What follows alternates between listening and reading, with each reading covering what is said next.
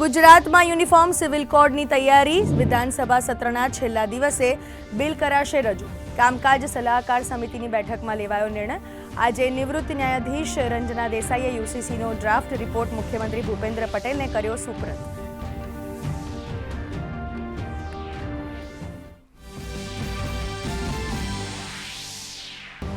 ભારતની કૂટનીતિક જીત. 46,000 મેટ્રિક ટનથી વધુનો એલપીજીનો બીજો જથ્થો લઈ નંદાદેવી પહોંચ્યું ગુજરાતના દ્વારકાના વાડીનાર પોર્ટ પર. એલપીજીની ખેપથી દેશના ગેસ ભંડારમાં વૃદ્ધિ થવાની આશા. સંગ્રહ ગોરી અને કાળાબજારી રોકવા માટે સરકાર પ્રયત્નશીલ.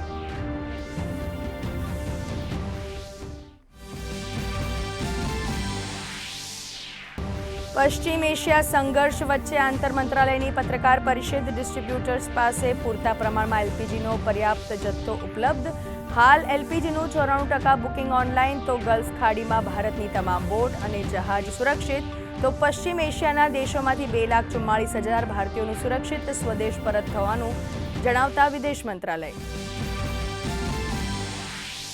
લોકસભામાં કોંગ્રેસના 8 સસ્પેન્ડેડ સાંસદોનું સર્વસંમતિથી પરત લેવાયું સસ્પેન્શન. સંસદીય કાર્યમંત્રી કિરણ રિજિજુએ વિપક્ષને સંસદની કાર્યવાહી સુચારુ રૂપે ચલાવવા કરી અપીલ.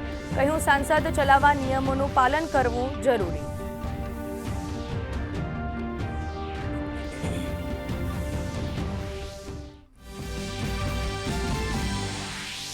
દેશમાં બદલાયો હવામાનનો મિજાજ. જમ્મુ કાશ્મીરમાં ભારે બરફવર્ષાને કારણે અટલ ટનલ કરાઈ બંધ.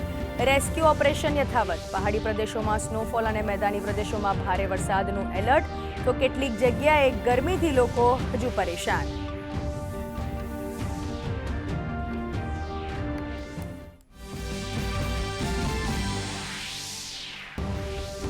માર્ચમાં જ પ્રી મોન્સૂન એક્ટિવિટી શરૂ થતાં રાજ્યના માવઠાની આગાહી. 18 થી 20 માર્ચ દરમિયાન સૌરાષ્ટ્ર, કચ્છ અને દક્ષિણ ગુજરાતના વિવિધ જિલ્લાઓમાં ભારે પવન સાથે કમોસમી વરસાદની આગાહી. તો હાલ 38.3 ડિગ્રી મહત્તમ તાપમાન સાથે રાજકોટ રાજ્યનું સૌથી ગરમ શહેર.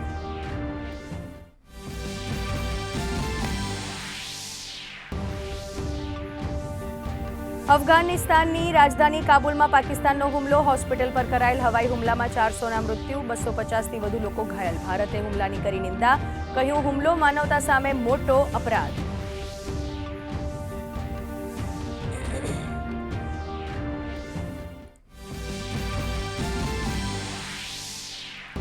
પશ્ચિમ એશિયામાં ચાલતા યુદ્ધનો આજે 18મો દિવસ. સામસામે પક્ષે મિસાઇલ અને ડ્રોન હુમલા યથાવત. દોહા, દુબઈ અને બગદાદમાં હવાઈ હુમલા. તો સ્ટ્રેટ ઓફ હોર્મુઝથી માલવાહક જહાજોના સુરક્ષિત કાઢવાના અમેરિકાના સહયોગી દેશોના વલણ પર ડોનાલ્ડ ટ્રમ્પે વ્યક્ત કરી નારાજગી.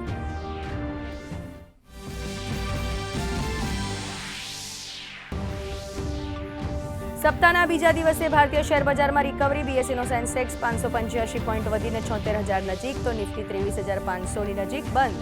ઓટો મેટલના શેરોમાં તેજી. તો આઈટી શેરોમાં ધોવાણ.